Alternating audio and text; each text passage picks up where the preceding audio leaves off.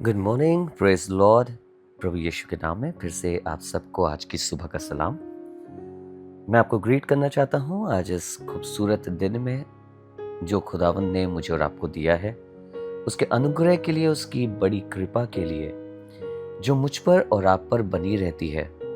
हम उसके लिए आइए उसका धन्यवाद करें।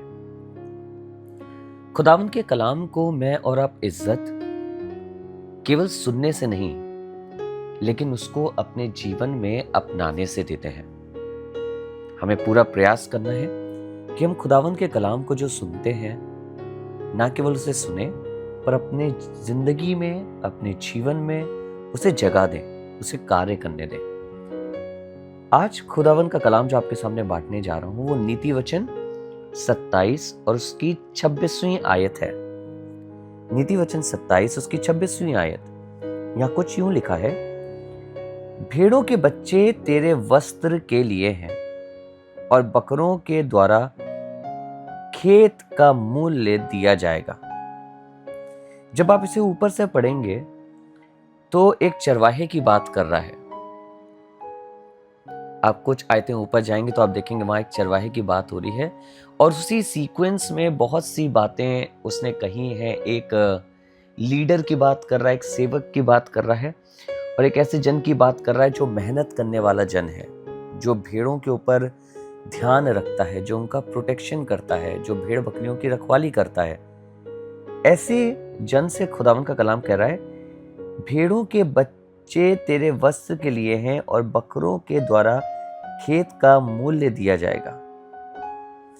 अर्थात इसके कहने का अर्थ यह है कि जिस चीज पर तुम मेहनत कर रहे हो, जिस चीज को तुम प्रोटेक्ट कर रहे हो, जिस चीज के ऊपर, जिन लोगों के ऊपर तुमने अपनी जिंदगी को लगा दिया है, अपनी जिंदगी को खर्च कर दिया है, वही लोग, वही भेड़, वही बकरे तुम्हारे लिए, तुम्हारे कार्य का कारण होंगे, तुम्हारे लिए प्रोविजन का कारण होंगे। This verse talks about provision.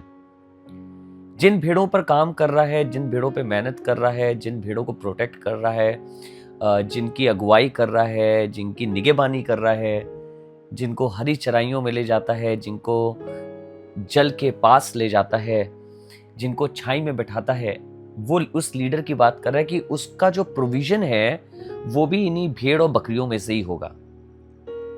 कोई कहीं दूर से आके कुछ नहीं देगा, को कहीं दूर से कोई बड़ी चीज लेके नहीं आएगा, पर यही भेड़ बकरियां जिनका जिसकी उसने केयर करी है, जिनको उसने संभाला है, वो उसके प्रोविजन का कारण होंगे। आज मैं खुदा के उन लोगों से बात कर रहा हूँ, उन लीडर्स से बात कर रहा हूँ, खुदा उनके वचन से, जिन्होंने अपनी जिंदगी को सेवकाई में लगा दिया है। आपने अपने समय को जो आप अपने परिवार के संग बिता सकते थे, अपने उस समय को जो अपने रिश्तेदारों के संग बिता सकते थे, कई ओकेजन्स को आपने छोड़ दिया, कई बहुमूल्य समयों को आपने जाने दिया सिर्फ इसलिए क्योंकि आपकी भेड़ों को आपकी जरूरत थी। आपने ना दिन की फिक्र करी और ना रात की, पर आप उस सेवकाई में जो खुदावन ने आपको सौंपी, आप लगे रहे और आपने अपने पूरे दिल से वो काम किया है। मैं आपको बताना चाहता हूं, खुदावन का कलाम कह रहा है, चिंता मत करिए, इन्हीं भेड़ों से, इसी भेड़ के झुंड से खुदा बाप आपकी हर जरूरत को पूरा करेगा। खुदा बाप आपके लिए प्रोविजन देगा। खुदा बाप आपके लिए चीजों को ठहराएगा। इसी जगह से जहां पे आप मेहनत कर रहे हैं, उसी जगह से ईमान रखिए, विश्वास योग्यता के साथ आइए, मैं और आप काम करते रहें, और हमारा खुदावंद ऐसा खुदावंद है जो हमारे लिए रास्ता निकालेगा। Let us pray. प्रभु, धन्यवाद करते हैं कि आप अपने लोगों को कभी अकेला नहीं छोड़ते। जिनको आप बुलाते हैं उनके लिए प्रोविजन भी ठहराते हैं।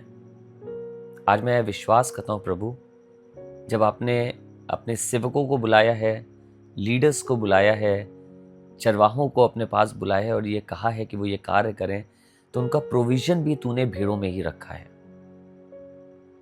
प्रभु, आज दुआ करता हूं, अनुग्रह कर तेरे हर खादिम की, लीडर्स की, जिन्होंने अपनी जिंदगी को इन्वेस्ट कर दिया है लोगों की सेवा में, उनकी हर जरूरत प्रभु भेड़ों से बकरियों से पूरी होने वाली हो सके।